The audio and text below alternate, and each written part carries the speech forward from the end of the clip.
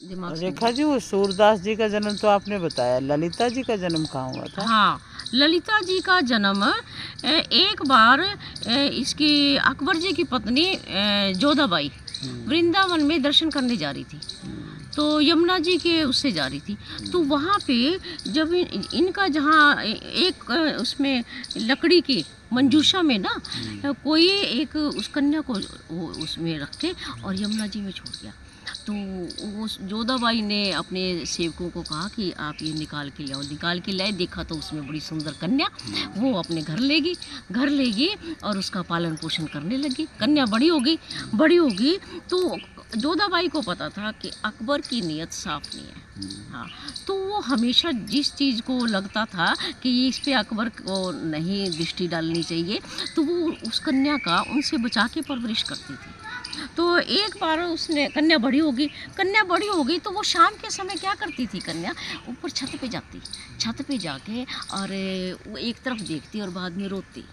हाँ, तो वो जोधा देखती थी। तो जोधा ने एक दिन उससे पूछ लिया, अभी ये तो क्या करती है, इस टाइम जाती है ऊपर और ऊपर जाके भी रोती है क्या?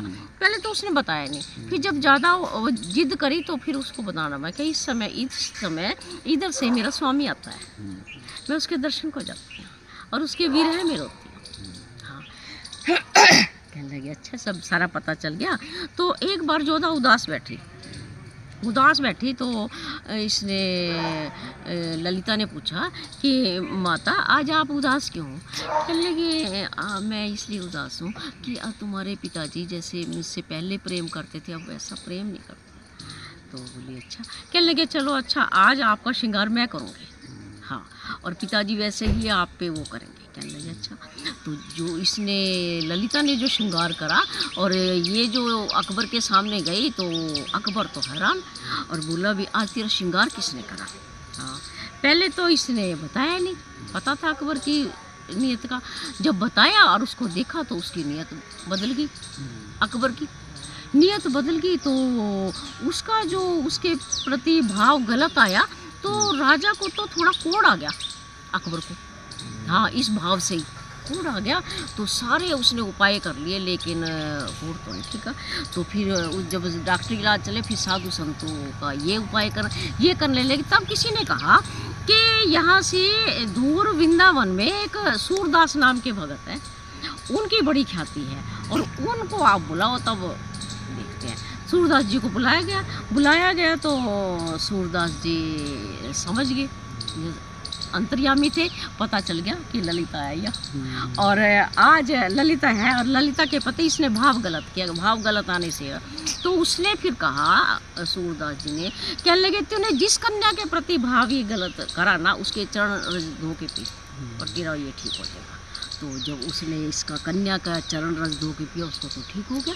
तो अकबर बोला महाराज आपने मेरा इतना वो करा तो आप कुछ मांग लो। कहने लगे नहीं मुझे तो कुछ नहीं मांगना और ये है।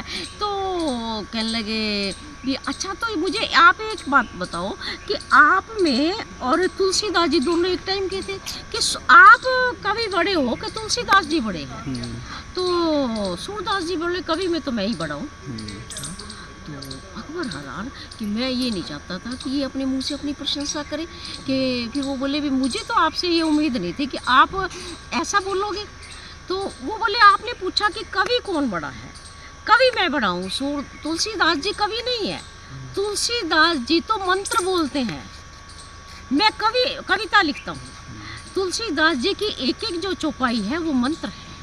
आज भी यदि किसी उसको संपुट लगा के उसका उच्चारण किया जाए तो आज भी वही फल मिलेगा जो पहले मिलता था। तो तुलसीदास जी और मेरे में ये अंतर है। तो अकबर प्रसन्न हुए और प्रसन्न होके और फिर ललिता आके सूरदास जी से मिली। सूरदास जी मिले तो फिर दोनों ने अपने बात करी। ललिता अच्छा यहाँ गए हो, ये तो यहाँ आई है। और उधर से ललिता बोली अच्छा सूरदास जी आपके भी नेत्र आ गए हैं। जब दोनों ने वार्ता करी ललिता तो अपने अब शरीर छोड़ के निकुंज में चली गई। लेकिन सूरदास जी की अभी इच्छा थी कि मैं धरती पे और रहूं। तो सूरदास जी फिर थोड़ा टाइम और रहे और उसके बाद फिर ये अपने धाम को। जय श्री कृष्ण। जय श्री कृष्ण।